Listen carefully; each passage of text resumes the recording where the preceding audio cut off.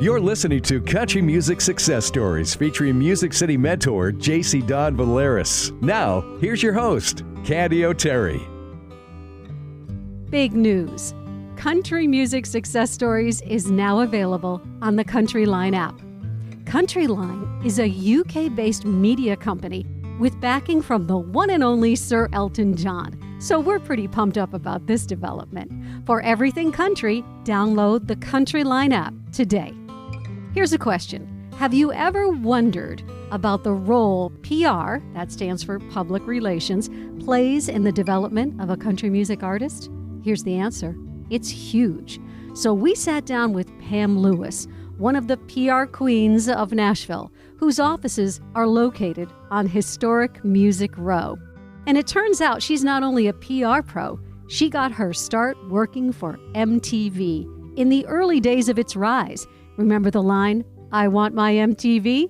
And when she made the move to Nashville, she ended up working with superstars like Dolly Parton and Kenny Rogers, the Judds, Alabama, and more. But it was an unknown artist who made ends meet by cleaning churches for a living and singing demos who caught her attention. I remember going into Bob's office, and here's Garth, and he's sitting, and he had an Alaskan Malamute dog laying at his feet. And he's like, "Hey, ma'am." I'm like, "Don't ma'am me. We're like the same age. Hello." And he was just very polite. And he starts playing songs. Pam would go on to manage Garth and to help Trisha Yearwood land her first record deal. There are so many stories to tell in this interview. And don't miss JC's conversation with Pam, too, because she's full of wisdom aimed at artists who want to make that move to Nashville. Pam welcomed us into her conference room inside this craftsman-style house that is her office on Music Row.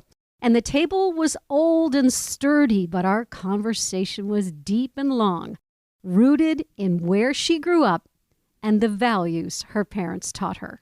I grew up in a little town called Red Hook, New York, which is a Dutch community. And my dad was a principal. My mother was a dental hygienist. And everyone else I went to school with either was a farmer or worked at IBM. So it's known as Macintosh country, lots of apple groves, plums, peaches, etc. Really pretty, kind of boring, really safe. I went to a public school, never had a car when I was growing up. And so I would ride my bike into town. I mean, we would like jump in a lake and go swimming. And I went horseback riding on the weekends at my granddad's. And it was pretty idyllic. What was the message in your house about values, what matters, work ethic? My father was one of 11 children, and he had this real kind of Huck Finn life. He was educated. He went to school on the GI Bill, got his master's when we were kids. So it was very much work ethic. It was very much like turn the television off, open a book. My father used to say, the more you have, the more you want. He thought we were incredibly materialistic, my sister and I. It was all about, you have to learn how to delay gratification. I didn't even know what gratification meant. I mean, and he was like, you were supposed to delay it. He was like, look it up. We had to write thank you notes, and my mother and dad would proof our notes before we sent them out. He was a great raconteur. I mean, bless his heart, he's passed away now, but he was just really funny. I mean, he was English, Irish, and Welsh. Lewis is a Welsh name. And he was the old guard, you know, he was the greatest generation sort of kind of guy, you know, and wrote a book. And he was very much into preservation, as was my mother, which sort of planted those seeds, and very much into volunteerism. And he used to say, you know, you can't be depressed if you're helping someone else. He hated the notion of nursing homes. He said, you need to get out and work. You need to work in the yard. You need to keep moving. And I remember being home for Thanksgiving, Christmas, and I was out raking leaves with him. He was in his 80s. And I was talking to him, and I said, Dad, what are you doing? He goes, I'm making up a song in my head. So he told me, I'm like, you're making up a song? I said, yeah. He said, you know, I can't sing, but it's a cool song. He was a character. It sounds Irish like, Catholic, you know. Yeah, it sounds like your parents had an incredible influence on you. Yeah. My mom lives here now. I'm very excited to have her living here with me. Let's talk about early musical influences. All right, Mother would put us down for our naps, my sister and I, and we had one of those record players where she would stack the records. And they drop. And drop, exactly. And so when I was a little kid, I mean, I'm talking like preschool, I knew every song from Sinatra. I knew all the crooners, Perry Como, Andy Williams, Frank Sinatra was the primo. And my mom would save her money when she'd buy these records, and we weren't allowed to touch them. So I would be like, oh, the witchcraft, that cuckoo witchcraft. And I would sing just like him, and I would perform. So I would sit on this little ledge, and I would sing, fly me to the moon and da-da-da-da. I mean, or Moon River. I would sing, I would croon. And they would laugh at me. I would kind of perform like, oh, Pam, you want to sing a song? And, so that was what I listened to my parents' music and Sons of the Pioneers. And then I got into weirdo eclectic music. So I loved Cat Stevens. I loved Crosby, Stills, Nash & Young. I loved the Four Tops. When I was really little, I loved Barbra Streisand. I would sing all her songs, knew all the lyrics, Funny Girl, Funny Lady, Star is Born, knew all of that. So it seems like from a very early age, the music was in you. Did you sing in a choir? Did you sing in a group? How did that go? Well, I'm basically lazy. So every instrument I ever was supposed to learn, I didn't ever want to practice. So I would not practice the piano. I would not practice the clarinet the way I was supposed to. So henceforth, I never really learned. I can sight read, but I've got a good ear, and I can sing harmonies, and I was always in choir and performing, being in plays and whatnot.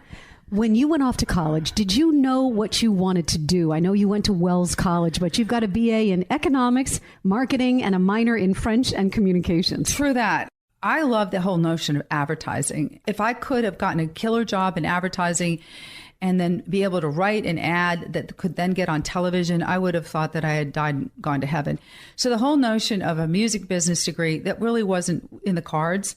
I was talented, but I wasn't like the best singer, the best. I was a great kind of utilitarian person, and I wasn't knock dead gorgeous. So, for me to be a performer, it didn't make sense. But my mom said to me, you got to study something that lets people know you're smart. You can't major in English, Pam. We're not paying this kind of money for you to major in English. That was literally a quote. So I was really good in any of the social sciences, sociology, psychology, math. I hated. I needed to be tutored in math, high school, college, calculus. You and me, it. sister. Hated it. But econ was a degree that I could get where people would be like, oh, she must be pretty smart because she's in econ. So then I audited every English class I had time for. My mom was like, if you wanted to study English, just audit it. Take the classes and audit it. And I also wanted to live in France. And so that's why I took 7 years of French and lived in France for almost a year. Let's talk a little bit about that, because I think that when you're that age and you get a chance to go to Europe and see the world outside of the United States, it's a huge eye-opening experience. Absolutely. What was it like for you to go to Europe? Well, I was really blessed by parents who would let go. I'm a homebody, I'm a nester, I'm a nurturer, but I love to travel. So You really, learn so much about the world, though, right? I think it's part of the problem with America. We don't travel enough, and we're very lucky that we're sort of this big monstrosity, and we border Canada and Mexico, but we don't have to learn other languages. We don't have to learn other cultures. Whereas if you live in Europe, it's very common. Countries are the size of our states, and some of them even smaller. So I just think that it's extremely important to travel. There's a whole world out there. Well, you go to New York City as a New York girl. You end up in the big city. Loved it. Your early career there, unbelievable. You're working in publicity and marketing. 1980 to 1984, you're launching or part of the launch of MTV with Warner Amex Satellite Entertainment Company. What was that like? Talk about an exciting time in pop music, in media in general. Actually, cable television was really burgeoning then. And Warner Communication had made a lot of money with the Atari game. American Express had made a lot of money with credit cards. They were flush with cash. And so this was sort of a way to stash some money, basically, and to start this new network concept. So we had the Arts and Entertainment Network, which was sort of what Bravo became. We had the Movie Channel, which was the world's first 24-hour movie channel. And we did something called, revolutionary at the time, interstitial programming. And what that was interviews, programming in between films. So it would be an interview with Francis Ford Coppola or an actress or actor. Ted Turner partnered with us. So he would come in the office. John Belushi would come in the office. And I'm like this little kid, It just was like, if I don't talk too much and I try to make myself scarce, maybe they won't ask me to leave. The boss was John Schneider. John Schneider had been the big muckety-muck at CBS. And when he retired at CBS, he came and he was my boss, John Schneider, and then John Lack. This is like being thrown into the big leagues. Totally crazy. It's hard to believe, but when MTV launched, it launched in the hinterland, in the heartland. It was not in the major markets that we needed to be in. And we needed videos. So the two major markets are LA and New York for the music business. We weren't in LA and New York. We needed Madison Avenue to produce advertising, to think that it was worthy of advertising. So part of my job was to get air checks and get reviewers to come in my office and watch MTV and explain it, because you couldn't see it. So some of the people that might be listening might remember the campaign, I Want My MTV. I Want My MTV. That is basically a ripoff from I Want My Maypo. Remember the I Want My Maypo cereal? The cereal. I Want My Maypo. So we thought, well, if we can get Peter Townsend or Robert Plant or Paul Simon to say I Want My MTV, or Billy Joel, maybe the cable networks will listen. And what started to happen is the record labels and the radio stations, they started getting requests. And they're like, well, how are people hearing Men at Work and Flock of Seagulls? It wasn't because they had records out necessarily. It's because people in Idaho were seeing the videos. And that's really how it happened. Now, that's hard to believe because it's so ubiquitous now. But back then, it was all very new. It was fledgling. So I always say I was sort of in on a phenomena at the time. Absolutely. And you know, the other thing that occurs to me as I listen to you tell that story is that our careers come in chapters. And in that chapter, you got thrown into the deep end of the pool. Totally. And very often, I'm guessing you probably were even afraid to ask a question because you didn't want to look like you didn't know the answer. But if you can be a sponge in a situation like that and just take it all in, there must have been so much learning from that you've taken for the whole rest of your career. I was making $11,000 a year. I was living in a studio apartment on the Upper East Side. And I would try to work late. It wasn't difficult because there was always stuff to do, so that I could take a cab home. They would let you, if you worked after 7 o'clock, you could take XYZ cab home for free. You could put it on an account. We had an account with them. And I could make a little bit of extra overtime so that I could make ends meet. I think I was paying $400 a month, which was, it should have been $1 million. It was so elusive to even think of $400 a month. But the good thing was I got invited to parties. So I could eat, I could eat and drink and go to parties, and because of the connection with the music industry. You were promoted to National Media Director and you're sent to Nashville. Not promoted. Here's what happened. I was asked to interview for a job at RCA. So I had worked for 4 years for Warner Amex, and I had kind of plateaued. So there was no place for me to move within PR and marketing. And I wasn't getting paid a whole lot. So when I got an offer to come to Nashville to interview for a job, I did not want to come to Nashville. I had visited Nashville with my family to see the World's Fair, which was kind of fun. And it kind of reminded me of upstate New York with rolling hills and just a very pretty area. But I didn't want to live here. I was like too cool for school. I'm living in New York. I'm working at MTV. I don't want to move in Nashville. So long story short, I called in sick. RCA sent me a ticket. I took a cab to the airport, and I was just going to be there for the day and come right back. I bought a billboard on the way to the airport, and I'm like, well, somewhere in the billboard, there's got to be a country section. I never even knew where it was, but I knew they had a country chart somewhere. And I started leafing through it, and I think Islands in the Stream was like on top or close to it. And I said, oh, congratulations on Kenny and Dolly and Islands in the Stream. I had no notion. I really didn't understand how publishing wrote. So I thought, well, Kenny and Dolly must have written this song. Like, I didn't know the whole idea about songwriters and publishing share. I didn't understand any of that. And I think, quite frankly, because I didn't want the job, they offered it to me because I was really confident. You weren't standing there going, please hire me, please hire me. Not at all. And Joe Galante, bless his heart, was from New York. So I think he saw sort of kindred spirit in me, and hence the job offer. So I was madly in love with this guy, and I thought, oh, God. And I had to leave my family, my sister, and my mom and dad. And I thought, well, I tried to talk him into, can't I just stay in New York? Like, all the media's in New York or LA, and I'll just fly to Nashville once a month. And they're like, no, the job is here. Can you imagine how ballsy it is to ask that of a major label? So I did. That's how dumb I was. So they moved me here. They gave me an expense account. Well, I thought I had died and gone to heaven. They gave me an automobile to drive, which, by the way, I had my driver's license, but I never drove. I literally had no car in college, no car in high school, moved straight to New York. So Even though I had a license, I hadn't driven in years. Here comes Pam Lewis down the road in Nashville. I was mortified. I'm like, okay, put on your big girl panties. You've lived in New York for years. You can do Nashville. You start working with Dolly Parton, Kenny Rogers, Alabama. the Judds, Alabama. Bill Medley, as in Bill Medley and Jennifer Warren's one of my favorite songs. Yeah, I've had the time of my life. Righteous Brothers. Yeah, unbelievable. Any stories about working with these superstars? I'll give you a Dolly story. Rhinestone was a film that she did that was filmed in Leaper's Fork with Sylvester Stallone. Now, Dolly obviously was always quite buxom, but she was a little more curvaceous and had a little bit more of a booty back then. And we were shooting a video. And back then, you were not supposed to get in photographs with artists. I mean, there was no concept of selfies or anything like that. Right. It was like, that would be acting very gurmy, if you will. And so you had to act very professional. So I was acting as professional as I could be, even though I'm standing next to Dolly Parton, for God's sakes. So she standing there and she looks over her right shoulder and this camera is kind of panning behind her. And she says, "Y'all better use a wide angle lens." I was like, I love it. She's very self-deprecating.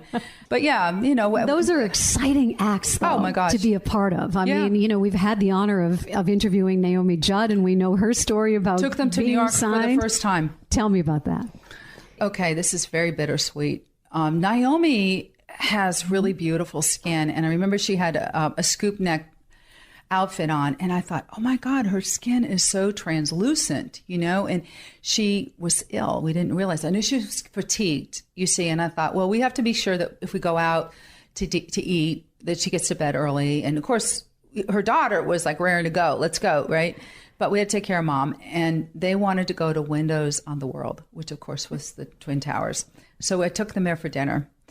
And Vince Gill, he was one of my favorites, and such a charming man. Such a good charming. I will tell you a funny Vince Gill story. So I was really disbelieved in him, loved Pure Prairie League. So long story short, I loved him. Eddie Raven was on the label then. I loved Eddie. I was trying to get Rolling Stone to review an album that Vince put out called The Things That Matter. And I sent that project to Rolling Stone, and of course Rolling Stone to get a gazillion things. And so I get buzzed by my secretary, I'm like pinching myself. I have a secretary? Are you kidding me? So Erin buzzes me. She says, "You're not going to believe this." I said, "Who's on the phone?" She said, "Rolling Stone." I'm like, shut the door. Are you kidding me?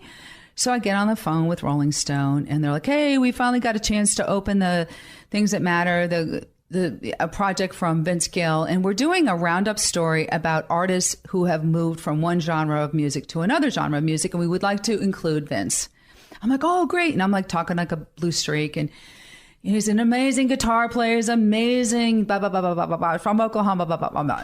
So the next thing that happens with the guy on the phone says, "Well, we're very political. We'd like to think of ourselves as a political cutting edge magazine. And not only do we talk about music, we talk about lifestyle and what's going on. And so just want to upfront tell you that one of the things we're going to talk to Vince about is his alleged homosexuality." And I about dropped the phone. I'm like, well, he's happily married and he's got a little girl and her name is Jennifer. And I don't think you have your facts right. I mean, I'm like, what am I doing here? I'm like, whatever. And all of a sudden, now I'm on the phone for probably 20 minutes, right? I hear this laugh, and it's Vince. Yes. What do they call that? He punked you. He totally did. And I'm like, I'm going to kill you. You know what he said? He goes, "You really believe in me?" And I said, "I did." I said, And so to this day, if I see him, I'm like, "Hey, you been in Rolling Stone lately?" I mean, that was how many years ago? So he has a wonderful sense of humor. So let's go to 1985. You make a huge move entering into your entrepreneurial stage as in Pam Lewis and Associates. Oh, because I got fired. It's pretty scary any way you look at it, because you really are jumping off the cliff as an entrepreneur. In your opinion, what does it take to be a successful entrepreneur? I was one of about 7 people fired that year. It was just a turbulent time, and I had like a Me Too thing happen to me, which I didn't even think of it as Me Too. I didn't think, well, maybe that was part of the reason I got fired until Me Too happened. That's how dense it was, for real. I think what it takes is tenacity. I think you have to really want it, and you have to be a self-starter. So for me, it took an IBM Selectric typewriter. This is what I lived on. And I just circle back Tony Brown, who was still friendly to me. Now, we weren't like hanging out all the time. Right, but he a was big executive at RCA. Yeah, he was Tony Brown and I was Pam Lewis. But this time he had gone to MCA. So he remembered me, and he had Steve Earle, and Steve Earle needed some PR. So he hired me he said, you can do this. And he hired me to work with Steve Earle, and he hired me to work with Lyle Lovett. And Nicolette Larson had a project, and then they had the Master Series. And so I was making like $500 a month or something per project. I mean, not a ton of money, but added up, I could pay my rent. Isn't it so fascinating, though, too? And I've been learning this the more interviews we do here in Nashville. Relationships are everything. This is a community. Truly. I'll tell you what I learned also really early. I partied. I mean, I worked at MTV for bloody sake. You know, we had fun, for real. In the 80s, we had fun. But when I moved to Nashville, I was like, you know what? It is a small town. There's only these few streets. Everybody knows what you do, and they will talk. And being a woman, you have to work that much harder. You can't be running around like a maniac. You can't be doing drugs and alcohol. And everybody has stories about how, you know, you slept with this person, you did that, the other, whatever. So I kept my nose clean. I mean, I just realized that early on. And I think that's so true now with social media. And I, you know, we've had people that have applied and you go on their social media. I'm like, we can't hire them. We just can't. It follows you. It's like styrofoam. It never goes away. In the door walks this guy named Garth Brooks. I get a phone call from a guy named Bob Doyle. I don't know who Bob Doyle is. Bob Doyle works at ASCAP. We go out to lunch. Bob calls me again. We go out to lunch. Bob calls me again. We go out to lunch. And I'm like, is he hitting on me? I mean, why is he taking me to lunch? He had an expense account. I have no idea. Finally, after all this, I think he was feeling me out a little bit. I'm leaving ASCAP. I've met this boy. I've been trying to get him a publishing deal. No one will give him a publishing deal, but I believe in him. And I'm going to start a management company. And I need a partner. Would you be interested? So the boy turned out to be not a boy. He was a little bit younger than I am. It was Garth Brooks. So I remember going into Bob's office, and here's Garth, and he's sitting, and he had an Alaskan Malamute dog laying at his feet. And he's like, hey, ma'am. I'm like, don't ma'am me. We're like the same age. Hello. And he was just very polite. And he starts playing songs. And he was not hanging from the rooftop or jumping through water or fire or anything else. He was just singing a song. And there was something about him that I thought was really captivating. He had really cool eyes, blue eyes and everything. So I'm like, okay, maxed out all my credit cards, and Bob and I started working together, and we formed Doyle Lewis Management. And that was like about, 7-8 year run. Got him his record deal, got Trisha her record deal, worked with a great group of guys called Great Plains, worked with Hank Flamingo, worked with Buddy Monlock, a folk artist. Did some cool things. And of course, most notably, Trisha and Garth.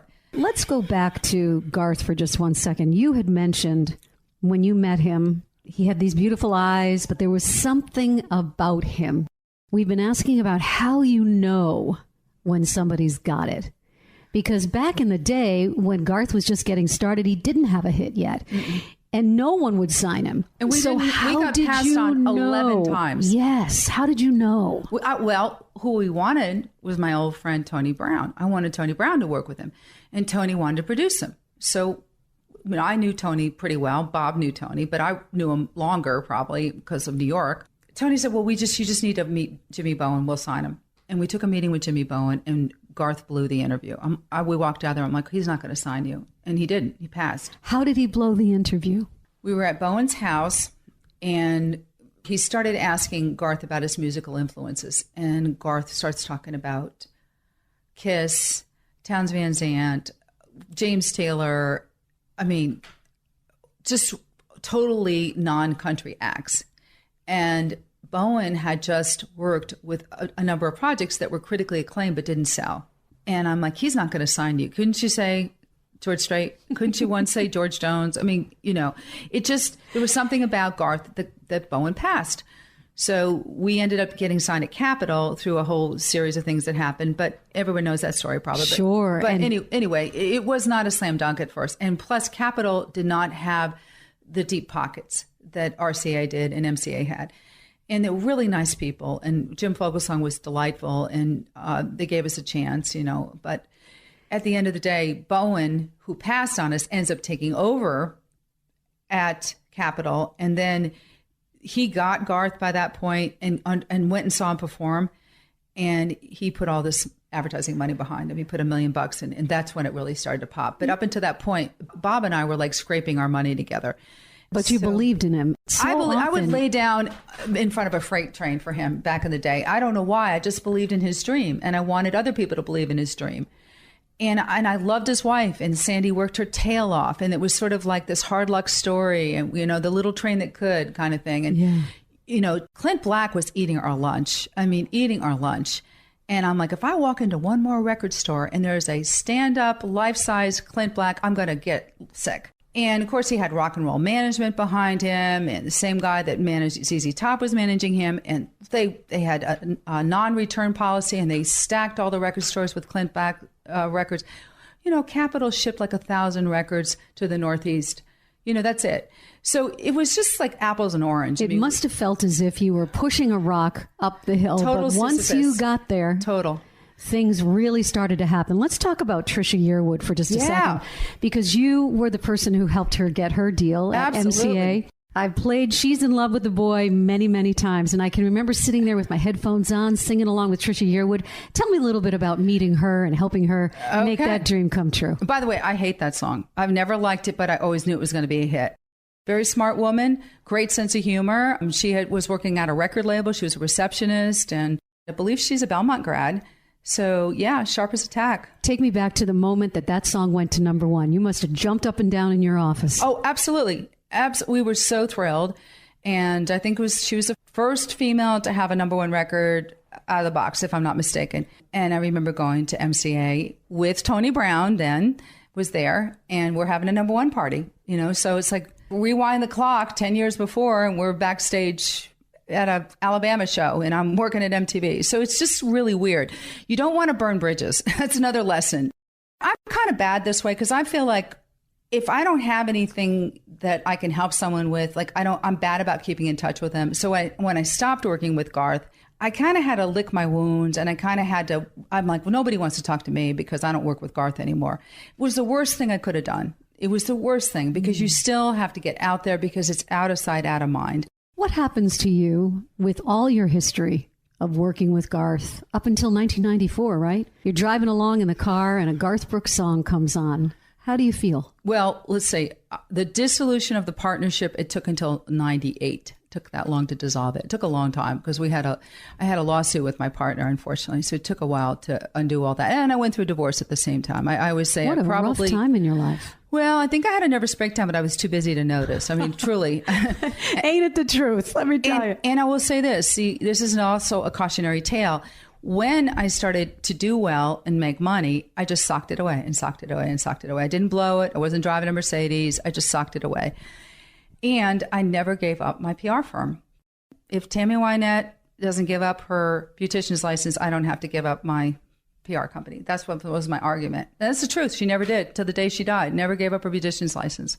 PLA Media begins to thrive right here on Music Row. Yeah. In your opinion, limped, Pam, maybe. We limped a little bit. I don't know how much we've thrived. But maybe you limped and then you ran we for hung sure. In there, yeah. In your opinion, what are the key ingredients for a great publicity or marketing person? Okay. A command of the English language is a good idea. Articulate, good speller, creative.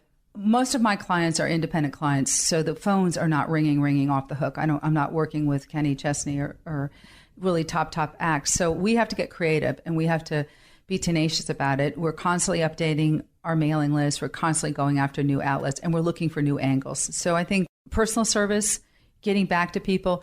One of the things I realized working at MTV is I work hard and I'm honest, and I'll learn the rest.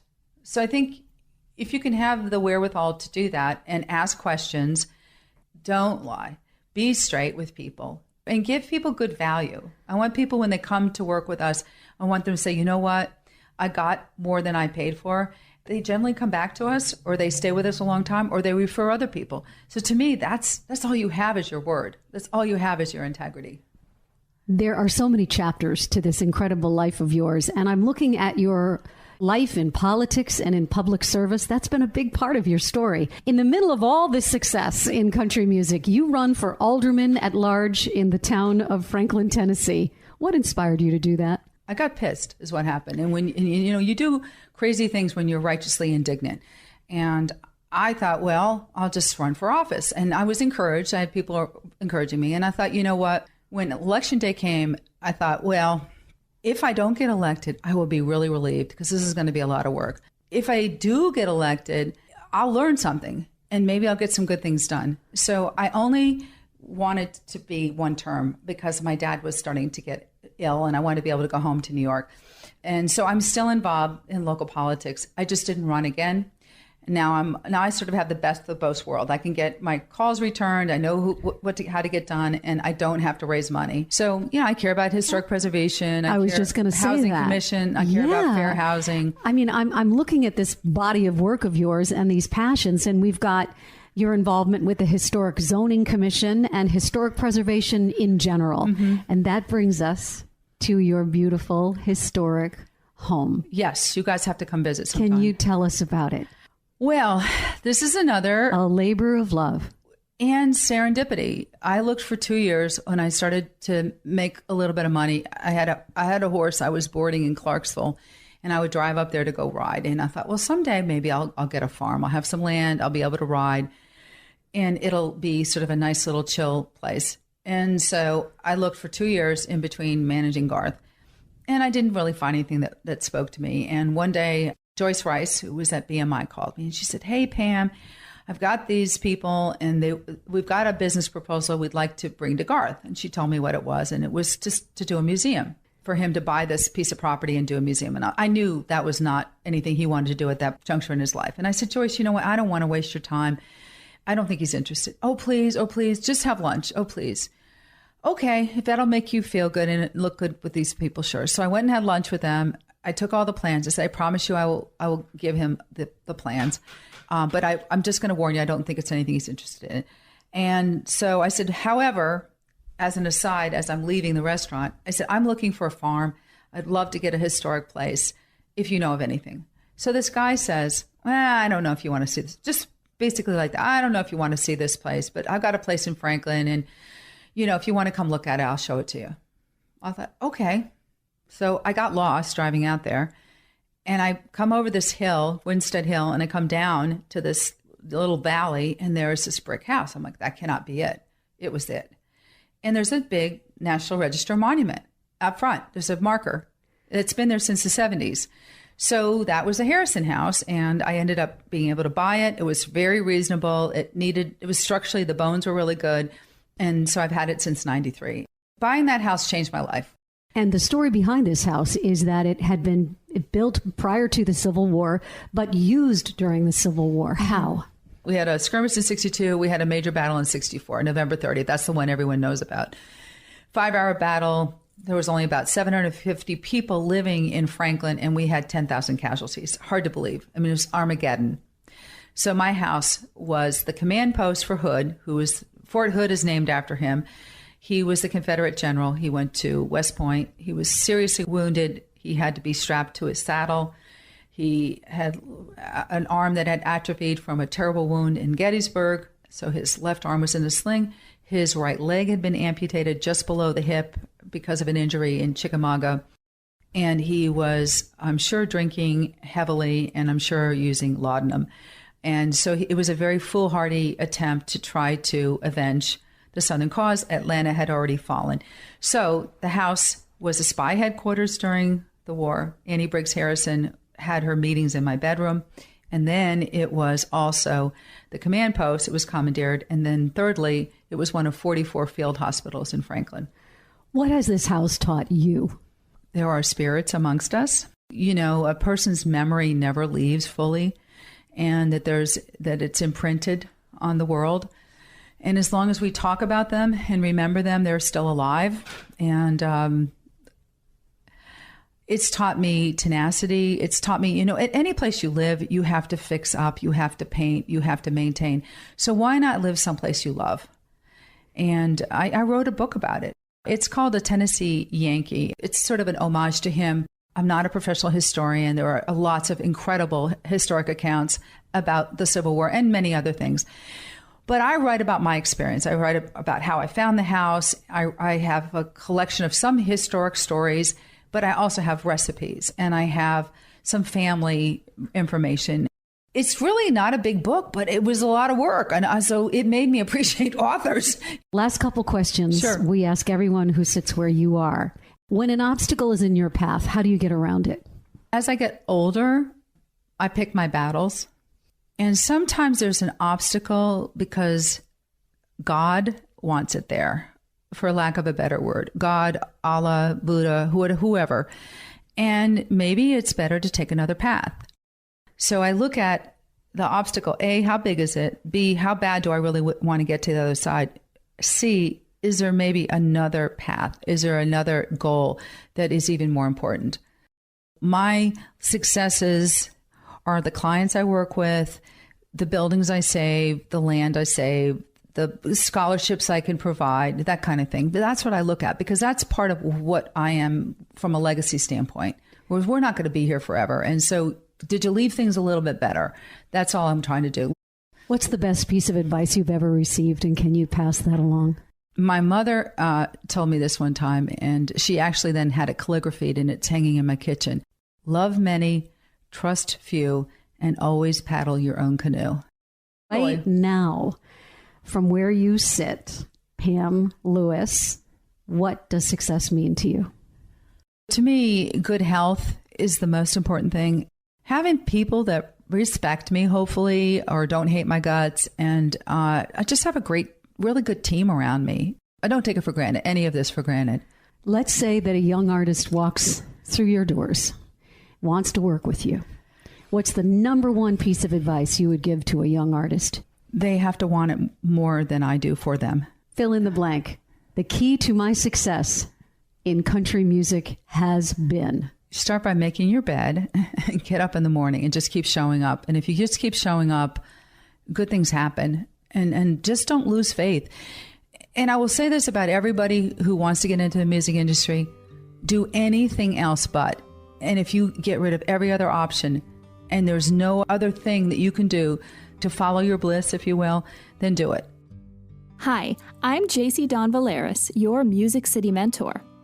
Sitting down with a woman like Pam Lewis, who really has shaped the careers of so many artists, was such an interesting and informative experience. Whenever I have the chance to talk to someone like Pam, I'm always curious about what kind of advice they can pass on to young artists. I have to say that the answer I got from Pam was unlike any other, but it was also probably one of the most honest. I think it's important to start early because you want to be branding yourself consistently. And I've had clients come to me and they've spent their money on production, they've spent money on their video, they spent money on a wardrobe, and they still don't know who they are. We have to try to fix what they've done. Or they've already been kind of ripped off. And I hate to say it, but this is sort of a skanky business. It's not it's not pure as driven snow. So I think it's important to have people around you who are helping you find your voice and helping you stay on track. I would say that there's a lot of parallels between the French wine industry and the country music industry. In the French wine industry, vintners will cut back the vines, the very delicate vines. They will cut them back because they want the vine to suffer to produce the best grapes.